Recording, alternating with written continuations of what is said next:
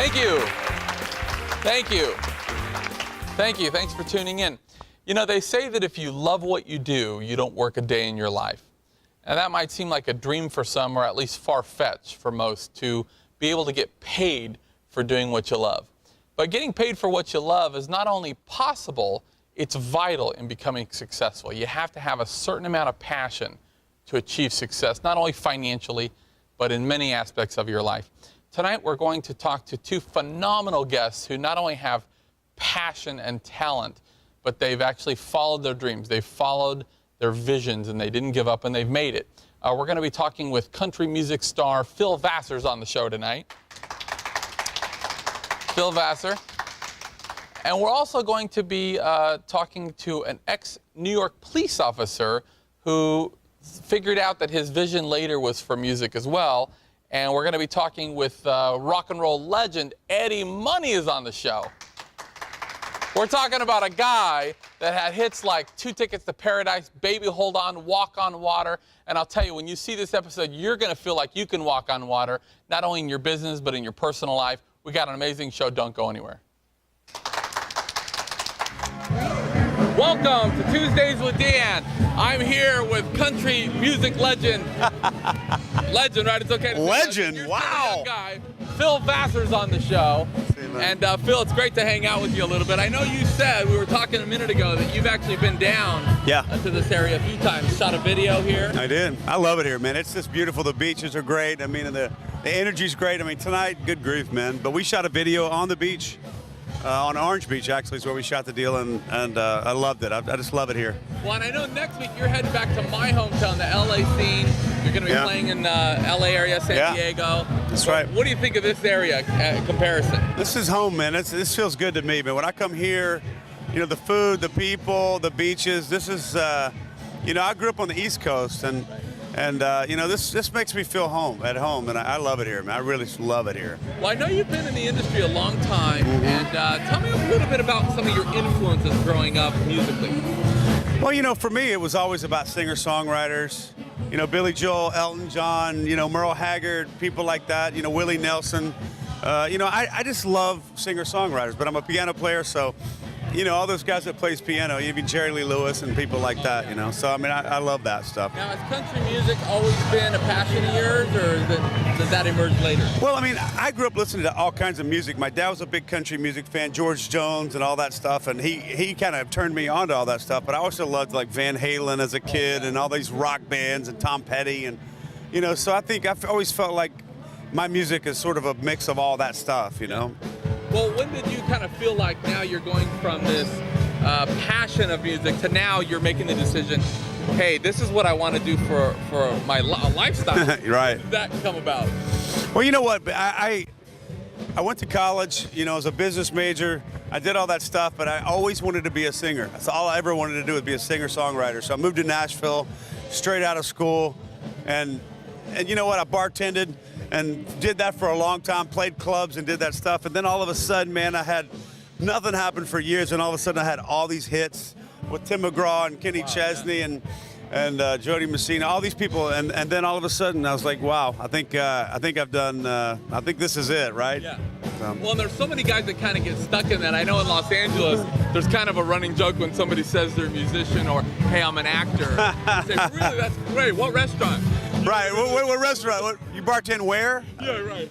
That's right. It's great that you've been able to be one of the few that's broken out of that. Now, early on, you mentioned songwriting. I know early on you were actually an award-winning songwriter, and then over time you kind of transitioned, getting into more of the forefront. What kind of prompted that journey for you in that transition? Well, I never ever wanted to be a songwriter. I mean, that was kind of the thing. I always wanted to be a singer, and for some reason I just kind of got into the songwriting and more, and I just fell in love with it. And then I had all the success, so that allowed me to be a singer, which I always wanted to do in the first place. And people in town hated my songs. They said, well, you sing good, but your songs are terrible. You'll never make it. Right. So I got a lot of that, and then, you know, once I had a few hits, and then more and more, they figured it out, I guess. Yeah. Now, since your background, you have done a lot of successful songwriting. Tell us, what do you think the real key is to a successful song? What's really the secret sauce? Do you start with the lyrics first and then lay down the music, or is it vice versa? You can. I mean, either way, I've written the music to songs, or I've written the lyrics first.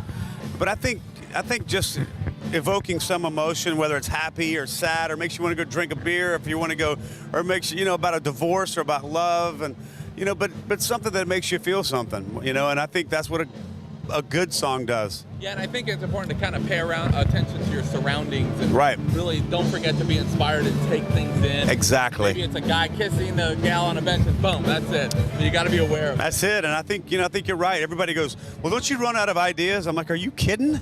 I mean, this world that we live in every day, there's a million ideas flying at you, and at a time, and you just got to catch them and write them. That's right. Now, I know recently you actually started your own record label, Radio Wave. Tell us a little bit about that, and what kind of spurred that on, to take that on. Well, I was in the middle of 5 mergers. When I was at Arista, that merged into RCA, that merged into Sony, Universal South. I mean, so I finally, at some point, I just went, I'm over all this. I think I want to do this myself. So So I put out my own record. I just got a new Christmas record coming out, and that's what I'm shooting my Christmas video in LA. That's what I'm doing this week. And it's been a real adventure, getting songs on the radio and having the opportunity to do this myself and sign new artists and really develop talent. And that's what I love to do. I love seeing these young people come out, and especially they're getting younger and younger and more talented. It's like it's like pretty soon it's gonna be like I don't know. It's like 2 years old. They've got record deals, Well, and you were at that point in your career now where you can kind of take a little bit more liberties. I'm sure in the beginning it's like, I'll sign with anybody that says they like what I do. Right. Now you're at the point where now we're saying, well, I can be a little bit more in control and also find others, sign them on, take them on according to my rules of what I like and don't like. Well, I think it is. I think you just want to, you want to see people succeed, and you want to help people, and I do. I love that part. I've learned a lot in this business, and I've been, screwed over. I've had everything happen to me that could possibly happen, and I hate that. There's a lot of people out there that really are just looking to try to make a dime or make a buck off of somebody, and it's a hard life. It's a hard business, but I love it. Well, and you mentioned being a hard life, but loving it. Obviously, it seems from the outside that you have a pretty cool life, man. I got on your website and I was looking at some of your touring, who you're touring with, the names and the things you're doing. It's amazing, and obviously you've been very blessed. But tell us a little bit about the business of music. What are some of the upside things? What's your favorite part of having your career, and what's the downside? Well, my favorite part is playing music, and I love that. That's the thing I love to do, and you get out and you get in front of all these folks out here, and you're having so much fun. And the hardest part is you have to travel all the time, and I have 2 little girls, and I'm away from them more than I want to be. But the cool thing is they go on the road with me sometimes, and they love it. So it's there's so many great things. I get to write songs and go out and play them for folks, and I'm doing what I love, and that's not a lot of people can say that. Absolutely. How old are the girls? Well, Presley's 8 and Haley's 14. She just turned 14 now, so I'm going. A couple of years are going to be. This whole teenager thing's not out. This is a crazy thing. It's a crazy deal. Well, it seems like in the last few years, personally, I've always listened to a little bit of country, but I wouldn't say it was my main genre for me growing up in the LA area. Right. But now I'll call back to some of my friends in Los Angeles, and they're into country music, and it seems like the last few years, country music has gained such a popularity. Yeah. How has that kind of affected the business of country music? Well, I think it's different, and of course, it's very cyclical, our business. They go through when Garth Brooks exploded, then it went away, and then and now we're in a real big resurgence in country again. And so you just, I think, whenever there's money involved, there's always, but I think the people love country music just because it's real and it talks about them, and I think it's about real life, and I think there really is a relatability, and I love that about it. Now, you seem like a pretty laid-back guy. Oh, yeah. And, obviously you've accomplished a lot in your career and are still accomplishing great things. But how have you kind of managed to, keep a low stress level and manage to still have that laid-back, easygoing attitude with how fast it is on the road? Well, it's hard. I do get stressed out a lot. I think it's usually about my kids, but you do. The business, we do run and operate at 1,000,000 miles an hour all the time. So the one thing I love is the beach, and I think that's the only place in the world that I can go and just let it go, you know. So it helps me, man. There's something about the sound of those waves that makes me feel better. And, you know, I have to do that every few months. So if I do that, then I'm okay. Well, and again, you've done a lot in your career, but looking down the road a little bit, what still inspires you to keep going forward? Is there any new plans in the future or anything prompting you to kind of, that you're looking at maybe down the road?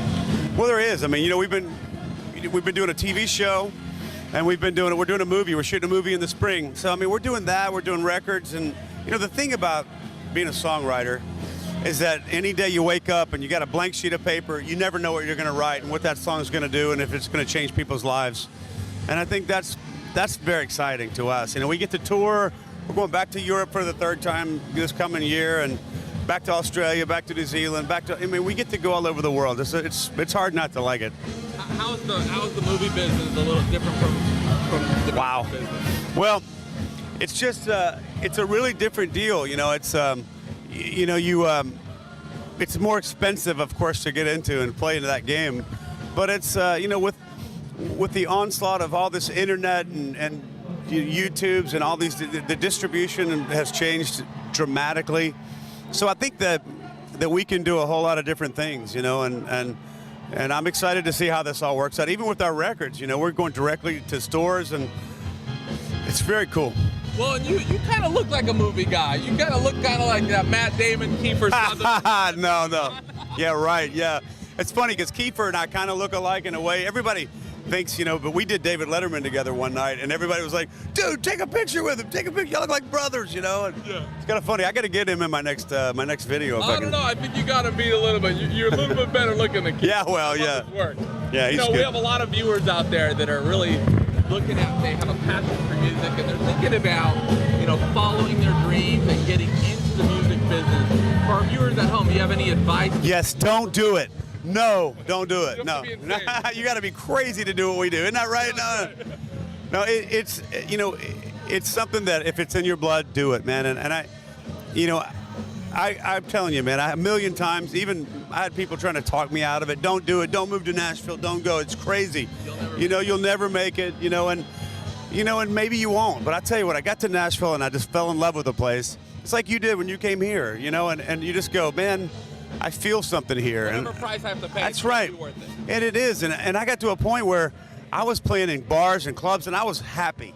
I said, man, you know, I'm having a good time. I'm playing weekends in bars. People are coming to see me play. And I'm just having a good time. And all of a sudden, if something happened, it happened. And it did. I got lucky, but I was having fun even if it didn't. Well, and all the people that tell you you're never going to make it, if you look at their situation, generally they're very tight financially as well. So the way you look at it is, if things are going to be tight financially, you may as well go what you do and have a love and a passion. Exactly. That's the truth. I mean, that's a good point, because I think, you know, for me, some of the best times I'll ever remember were days when I would bartender, I was a waiter, or whatever I was doing, and I was scraping by, but man, they were the best times, you know, and a lot of people can say that. And, you know, it's funny because I talked to Sylvester Stallone one time, 5 or 6 years ago, and he said, you know, the funnest time I ever had was when I was making Rocky, when I was trying to get it going. He said, dude, I'll never ever have that much fun again, you know, and it made me think. I mean, here's a guy that's done so much, and it's the truth.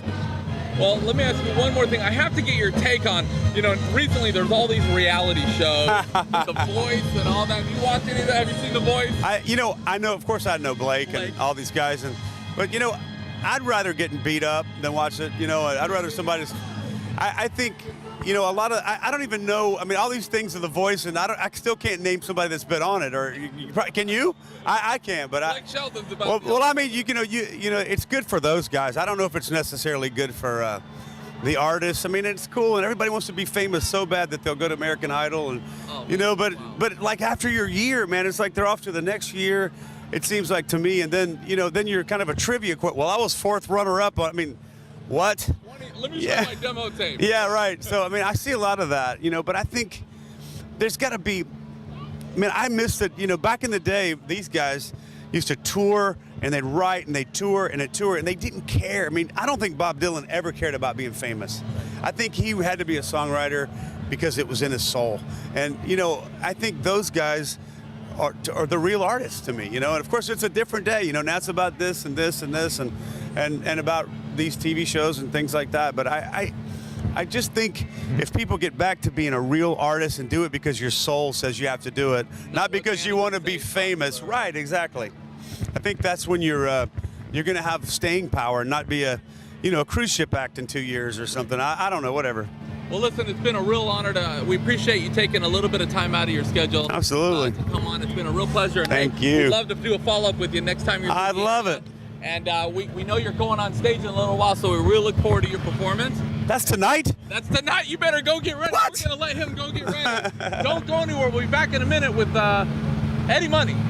How can I forget that name? Hey, I'm here with Tuesdays with Dan with the famous, or maybe infamous, Eddie Money, the legend. How are you, sir? Dan, I'm doing great tonight. We got so many fans out here. It's amazing. I mean, I've always loved Alabama because these women know how to cook. I've been eating those Cajun pistols. I had about 6 of them. You know, it's like I got to watch my girlish figure. But we have a lot of. It's going to be a great show. It's we got 2 tickets to take me home tonight and Think I'm in Love and Shake In, and we got the phones have been ringing off the hook. We got a lot of friends down here. I do. And I'll tell you what, we have a packed house. You are still packing them in, and obviously, I was talking to you a little bit. You're a very passionate guy. That's what I love about you. We've been a big fan for a long time, and have you always been very passionate about rock and roll? Well, I feel really lucky. I thank the big guy upstairs for having the opportunity to entertain so many great fans. And of course, I've been around since when you were just a kid. I mean, I was on Saturday Night Live in 1978 and Midnight Special and Dick Clark and all those shows. But we've had a long, prosperous career. And let me ask you this: when did you realize? Okay, so music's in your blood early on, and then.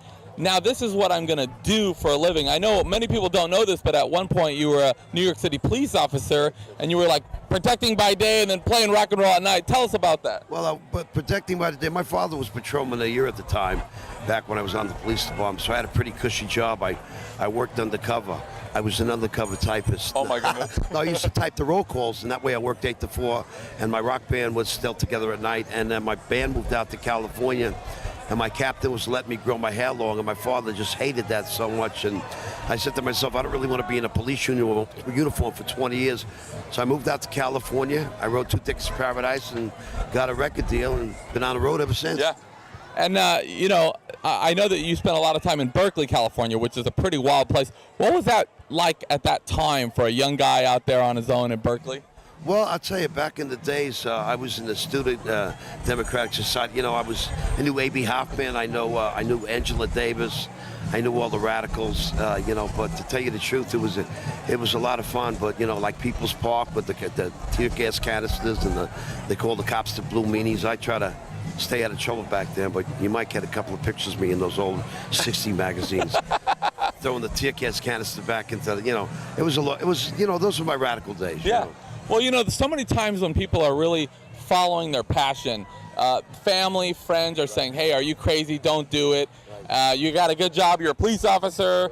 Was that pretty tough for you to say, hey, this is what I'm going to do? Was the family supportive, or in the beginning were they a little bit hesitant about you hitting the road? Well, I'll tell you the truth, after 9/11, a very tragic day in American history, people really got to realize about cops and firemen, emergency service workers actually running into buildings when people were running out. And I just thought it was a good job. I think people become cops just like I think people join the armed services, not because they're thinking about the GI Bill.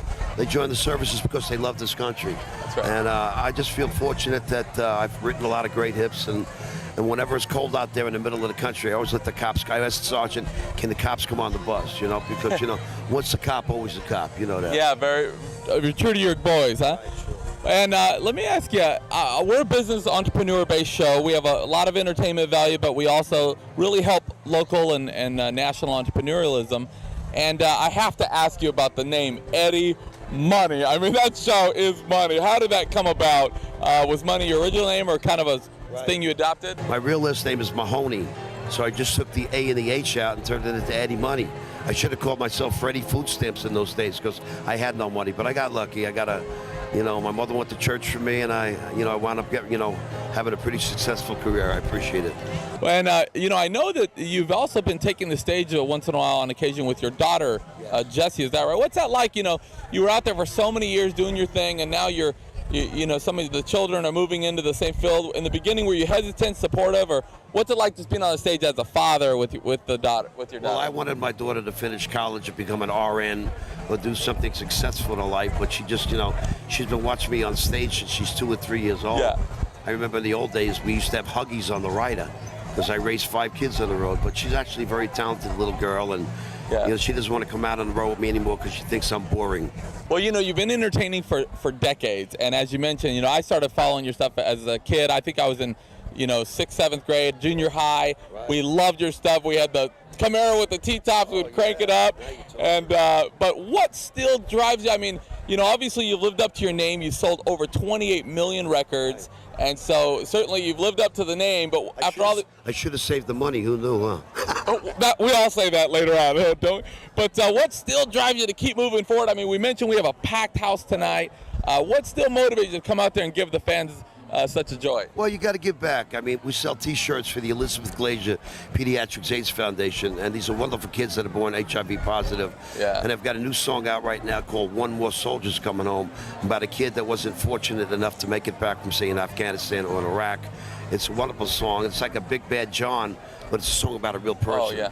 I do what I can for the troops, so we're selling T-shirts tonight for the Intrepid Fallen Heroes Foundation, and a lot of the money's going to these kids coming back with these head trauma injuries. They have a facility in San Antonio, and I just built another facility in Maryland with 150 beds in it. I think the veterans, the wounded warriors, the veterans, you know, my heart goes out to them. Yeah. You know, they're out there with, you know, it's 110 degrees, and they're out there with a 70-pound pack on their back. And I met some parents that have lost kids over there, and it's, you know, but this is the greatest country in the world, and we're just trying to, you know, defend these people that want to live without a religious culture running their country, and I agree with them. Well, you've certainly been known to give back to your community and give back to your fans, and you know, I heard a rumor that you're good friends with Gary Busey. Is that true? Gary's good people. I mean, I've known Gary for a long time. I know he's been in bouts with a lot of people. He's got a bad temper on him, but I felt sorry for him one day. He showed up at the show really lit, and he put my 2-year-old on his shoulders, and my wife hadn't had a chance to change the diapers because they were on the bus. But yeah, I guess he took it all as stride. I don't think he even remembers, but he had a pretty stinky neck that night, I got to tell you. But Gary's a wonderful person. Really cleaned his life up. He cleaned his life up. He's a great actor, and I just love the guy. I want to get your take before we let you go on, you know, there's all these reality shows now. We got The Voice and American Idol and all that. Do you watch any of that? What's your take on these shows? Well, to tell you the truth, they want to do a reality show on me, and we were talking about doing it, and I don't know. I think you should do it. That would be amazing. You know, I just, you know, the reality show, you know, with the kids. I feel like every other parent in America. I think my kids are dysfunctional. I want to do better in school. I want them to get, you know, it's like, you know, if they did a reality show on me, all they do is be bitching at the kids all the time. But yeah. I don't know. We might do a reality show. We might not. I know my wife's pretty enough. You know, we'll see what happens. Yeah. Well, I know that a lot of people have mixed emotions about those shows. Some people say that it's kind of shifted out of being about the music and being about TV. But other people say, hey, the exposure that it brings can really help a young person's career as well. And like I said, you've been in it a while.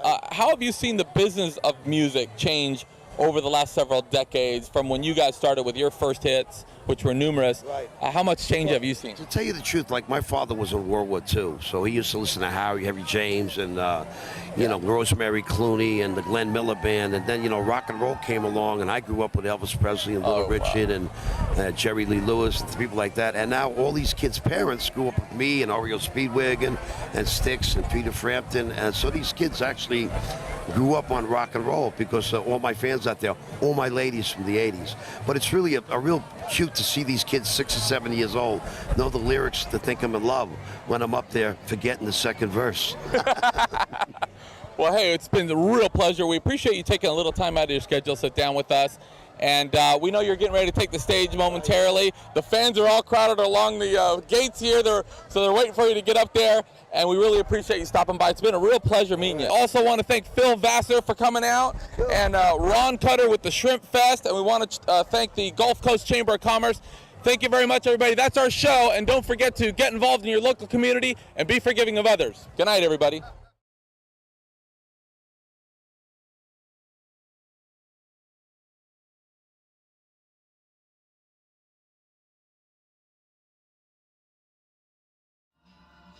Hi, I'm Dan Vega, and thank you for watching our channel. I want to take a second to tell you about a resource that's helping thousands of people across the country, BLU University. BLU University is the premier online business school for entrepreneurs and business leaders. You know, if you find yourself in a day-to-day grind where you've lost your joy or you're just tired of struggling, then check out BLU.University. That's BLU.University. I can promise that you receive nothing short of a multi-million-dollar education. And if you want a completely different life in 3 to 6 months and a way to create wealth in 5 years or less, then again, check it out. That's BLU.University. Find out why blue is the new color of success. Also, make sure to subscribe to this channel or to give us a good rating, but that's only if you see value. And when you do receive value, make sure to share it with someone else. Thank you very much, and we'll see you next time.